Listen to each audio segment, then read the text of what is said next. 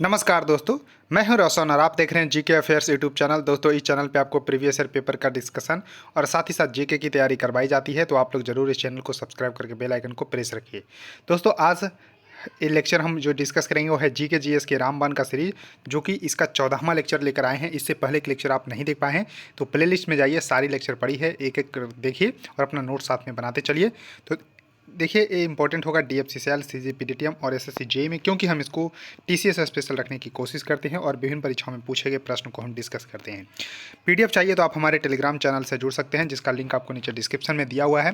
और आपके पास कोई भी एग्जाम का क्वेश्चन पेपर होता है तो gkfairs25@gmail.com पर भेज सकते हैं, ताकि हम उसको यहाँ पर डिस्कस कर सकें। तो देखिए, क्वेश्चन नंबर 196 है, जो कि आईबी में पूछा गया था, सिक्योरिटी असिस्टेंट और एमटीएस में 17 फरवरी 2019 को। इसमें बात की गई थी कि खाना पकाते समय यदि बर्तन का निचला भाग बाहर से काला पड़ रहा है तो इसका अर्थ क्या है। आपने जो है अक्सर गांव में देखते होंगे कि जब लकड़ी पे जो खाना पकती है या फिर गोबर के उपले पे खाना पकती है तो बर्तन जो है काला हो जाते हैं। और ऐसा जो है किस लिए होता है, तो देखिए इसमें क्या होगा कि ईंधन जो है पूरी तरह से नहीं जलता है, तो इस वजह से ही उसको जो है निचले हिस्से जो है काले पड़ जाते हैं। तो करेक्ट उत्तर इसका बी सही होगा, ध्यान रखिएगा। यानी कि the fuel is not burning completely, तो यानी कि पूरी तरह से ईंधन नहीं जल रहा है और कार्बन मोनोऑक्साइड वहाँ पर गैस निकलती है, जो कि स्वास्थ्य के लिए बहुत ही हानिकारक होती है। इसका भी ध्यान रखिएगा। और देखिए, नेक्स्ट क्वेश्चन है कि आवर्त सारणी के आवर्तों में बाएं से दाएं जाने पर प्रवृत्ति के बारे में निम्नलिखित में से कौन सा कथन सही नहीं है। आप देखिए, नहीं पूछा जा रहा है, यानी कि अगर पीरियोडिक टेबल ऐसे ड्रॉ करते हैं तो जो हॉरिजॉन्टल लाइन होती है उसको आवर्त बोलते हैं और जो वर्टिकल लाइन होती है उसको वर्ग बोलते हैं। तो देखिए, आवर्त कुल मिलाकर 7 हैं और यहाँ पर आपको ध्यान रखना है कि 18 वर्ग हैं। तो देखिए, जो आवर्त है उसमें अगर हम यहाँ लेफ्ट से राइट की तरफ चलेंगे तो यहाँ पर कौन सा कथन सही नहीं है। तो यहाँ पर आप ध्यान रखिए कि तत्वों की प्रकृति कम धात्विक होती है, यानी कि लेस मेटालिक इन नेचर होते जाएगा, तो बिल्कुल सही है, पहला तो बिल्कुल सही है। दूसरा क्या है, वैलेंस इलेक्ट्रॉनों की संख्या बढ़ जाती है। देखिए, वैलेंस इलेक्ट्रॉन क्या होती है, जो आउटर मोस्ट सेल में जो इलेक्ट्रॉनों की संख्या होती है उसको बोलते हैं हम जो वैलेंस इलेक्ट्रॉन, यानी कि बाह्यतम कक्षा में उपस्थित इलेक्ट्रॉनों की संख्या को हम वैलेंस इलेक्ट्रॉन बोलते हैं, तो इसकी संख्या बढ़ जाती है, तो बिल्कुल सही है। उसके देखिए, परमाणु अपना इलेक्ट्रॉन अधिक आसानी से खो देता है। जी हाँ, बिल्कुल सही है, करेक्ट, इसका सी भी सही होगा। अब देखिए, तत्व के ऑक्साइड अधिक अम्लीय हो जाते हैं। जी नहीं, अम्लीय नहीं होते हैं, बल्कि यहाँ पर क्षारीय हो जाते हैं। तो ध्यान रखिएगा, यहाँ पर क्षारीय हो जाते हैं, तो इसका देखिए सही नहीं है, तो करेक्ट उत्तर इसका डी सही होगा, डी इसका सही उत्तर होगा, ध्यान रखिएगा। उसके देखिए, नेक्स्ट क्वेश्चन आपके सामने है कि मनुष्य के गुर्दे निम्नलिखित प्रणाली का एक भाग है। तो गुर्दे यानी कि किडनी, तो किडनी जो है किसका भाग है, तो एक्सक्रीशन सिस्टम का भाग है, यानी कि मल त्याग सिस्टम का भाग है, तो करेक्ट उत्तर इसका सी सही होगा, ध्यान रखिएगा, एक्सक्रीशन का एक भाग है। और देखिए, किडनी यहाँ पर नेफ्रॉन का पार्ट होता है, तो इसको जरूर ध्यान रखिएगा, नेफ्रॉन किडनी का यहाँ पर पार्ट होता है, तो इस तरह से आपको जरूर ध्यान रखना है। उसका देखिए, नेक्स्ट क्वेश्चन है कि दो न्यूरॉन्स के बीच के अंतराल को क्या कहा जाता है, यानी कि जो गैप होती है दो न्यूरॉन्स के, उसके बीच के भाग को क्या कहते हैं, तो उसको बोलते हैं एक्सॉन। तो करेक्ट उत्तर इसका, सॉरी, यहाँ पर सिनॉप्स बोलते हैं, तो करेक्ट उत्तर इसका बी सही होगा, ध्यान रखिएगा कि दो न्यूरॉन्स के बीच के अंतराल को सिनॉप्स कहा जाता है, करेक्ट उत्तर इसका बी सही होगा, B is the correct answer for this question, इसको जरूर ध्यान रखिएगा। उसका देखिए, नेक्स्ट क्वेश्चन है कि एक पौधे में पराग कोष में जो है शामिल होता है। तो देखिए, जो पराग कोष है यानी कि एंथर होते हैं, एंथर को हिंदी में पराग कोष बोलते हैं, कि in a plant the anther contains, anther जो कंटेंस करता है वो क्या करता है, तो इसको जरूर ध्यान रखिएगा कि परागकण, तो करेक्ट उत्तर इसका डी होगा, यानी कि पोलन ग्रेन्स, यानी कि in a plant the anther contains the pollen grains, यानी कि एक पौधे में पराग कोष में शामिल होता है वो परागकण कहलाता है, इसको जरूर ध्यान रखिएगा। उसके देखिए, नेक्स्ट क्वेश्चन आपके सामने है कि निम्नलिखित में से किस सामग्री का उपयोग लेंस बनाने के लिए नहीं किया जाता है। अब देखिए, लेंस बनाने के लिए किसका उपयोग नहीं किया जा सकता, तो देखिए नहीं किया जा सकता है, यानी कि किया जा सकता है, यानी कि लेंस देखिए बेसिकली क्या होता है कि हम थोड़ा सा उसमें आर पार जो है देख पाएंगे, तो पानी में हम देख सकते हैं, तो पानी का हम लेंस बना सकते हैं, कांच का भी बना सकते हैं, प्लास्टिक का भी बना सकते हैं, लेकिन मिट्टी का बिल्कुल नहीं बना सकते, तो करेक्ट उत्तर इसका डी सही होगा। उसके देखिए, नेक्स्ट क्वेश्चन है कि मनुष्य की आंखें किस वस्तु का प्रतिबिंब किस बिंदु पर बनती है, यानी कि मनुष्य की आंख में कुल मिलाकर पूछा जा रहा है कि मनुष्य की आंख जो होती है उसमें कहाँ पर किस भाग पर जो है प्रतिबिंब बनती है। तो जो प्रतिबिंब बनती है वो रेटिना पर बनती है, तो करेक्ट उत्तर इसका डी सही होगा। रेटिना पर जो है प्रतिबिंब बनता है, इसको जरूर ध्यान रखिएगा।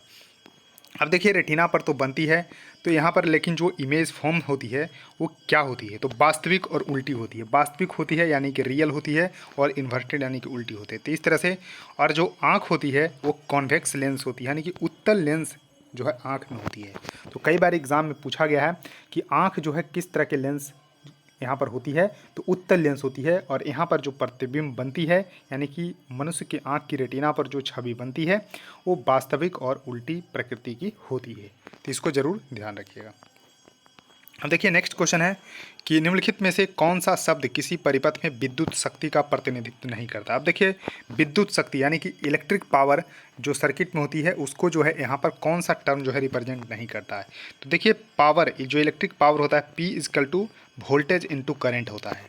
तो ये तो एक सिंपल सा जो फार्मूला है, तो देखिए सी तो यहाँ पर होने वाला है। अब देखिए सी में कोई डाउट नहीं है। उसके बाद ओम्स लॉ के अनुसार V इजकल टू IR पढ़े होंगे, तो इस तरह से आप देख पा रहे होंगे। अब देखिए यहाँ पर अगर हम V इजकल टू IR डाल देते हैं, तो देखिए V इजकल टू I और R डाल देते हैं और I, तो यहाँ पर I स्क्वायर R निकल गया, यानी कि P is equal to I square R और VI तो होगा, यानी कि पहला सही होगा और यहाँ पर तीसरा बिल्कुल सही होने वाला है। उसके बाद देखिए हम यहाँ पर अब I इजकल टू V बटा R जो है कर देते हैं, तो यहाँ पर देखिए I यानी कि V तो रहने देते हैं और I की जगह इंटू V बटा R कर देते हैं। तो देखिए V स्क्वायर बटा R यानी कि D भी यहाँ पर होने वाला है, लेकिन यहाँ पर B नहीं होगा, I R स्क्वायर नहीं होगा, तो यही जो है पावर जो है नहीं निरूपित कर सकते। तो ध्यान रखिएगा इसमें से A, C और D किस तरह से होगा, मैंने इसको जो है आपको प्रूफ करके भी दिखा दिया है।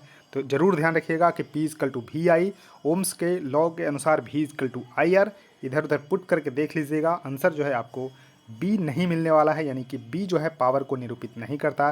तो करेक्ट उत्तर इसका B सही होगा, I R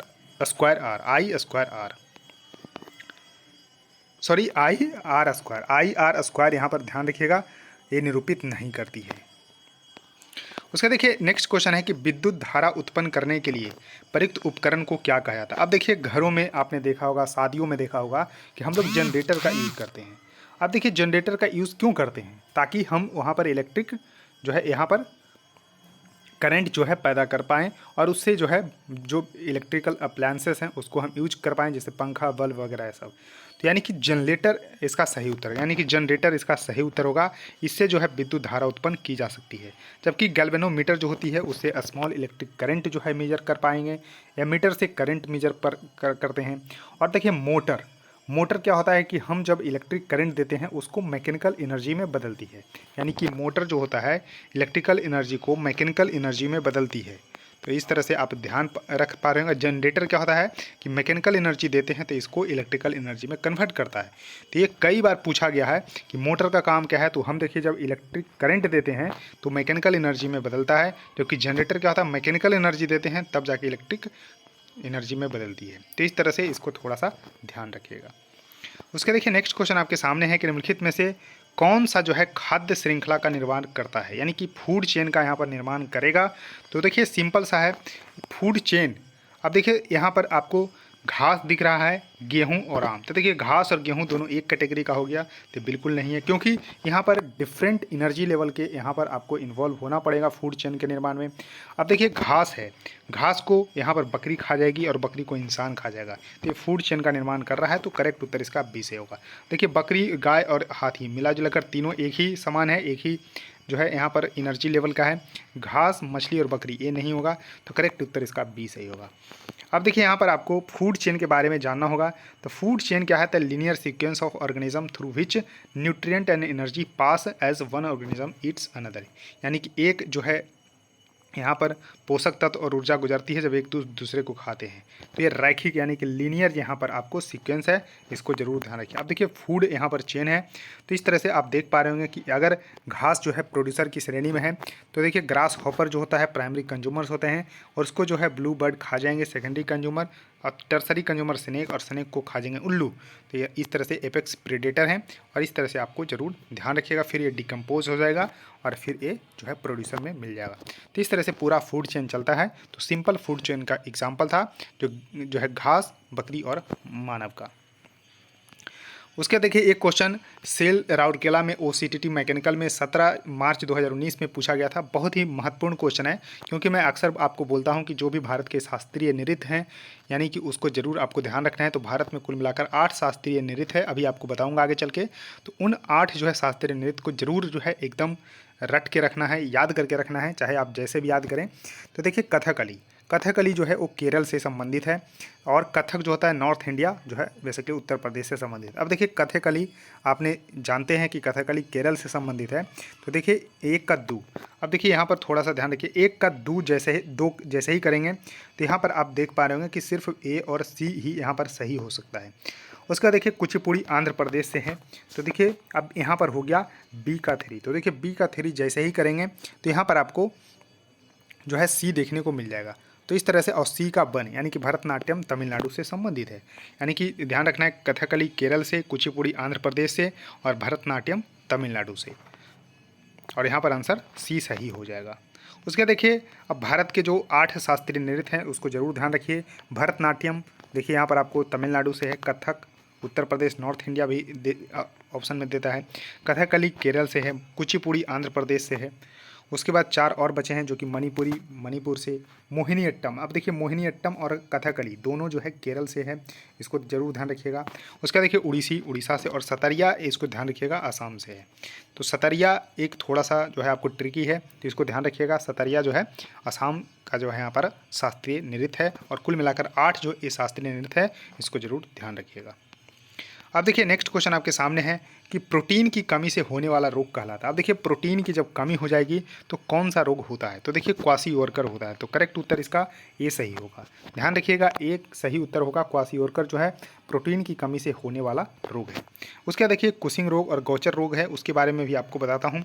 तो देखिए जो कुशिंग सिंड्रोम होता है इसे हार्मोनल डिसऑर्डर है और cause by high level of the hormone जो है कोर्टिसोल इन योर बॉडी, यानी कि जो आपके शरीर में हार्मोन कोर्टिसोल के उच्च स्तर के कारण जो है कुशिंग सिंड्रोम होता है, और इसे हाइपर कोर्टिसोलिज्म के नाम से भी जानते हैं। हाइपर कोर्टिसोलिज्म के नाम से भी कुशिंग सिंड्रोम को जानते हैं। और ये बेसिकली होता किस लिए है? तो हार्मोन कोर्टिसोल के उच्च स्तर में यानी कि वृद्धि के कारण जो है कुशिंग सिंड्रोम होता है। उसका देखिए गौचर डिजीज़ है वो एक रेयर जेनेटिक डिसऑर्डर है। क्या है? अनुवांशिक विकार है गौचर रोग, जो कि माता पिता से बच्चों में प्राप्त होते हैं। तो इसको ध्यान रखिएगा कि गौचर जो डिजीज़ है तो आपको अनुवांशिक रोग है यानी कि जेनेटिक डिसऑर्डर है, जबकि कुशिंग सिंड्रोम एक हार्मोनल डिसऑर्डर है जो कि यहाँ पर हाई यानी कि ज़्यादा मात्रा में हार्मोन कोर्टिसोल के बढ़ जाने के कारण होता है, और इसलिए इसको हाइपर कोर्टिसोलिज्म के नाम से भी जानते हैं। तो इस तरह से आपको ध्यान रख लेना है। उसके देखिए फिर से मिलान करने वाली है।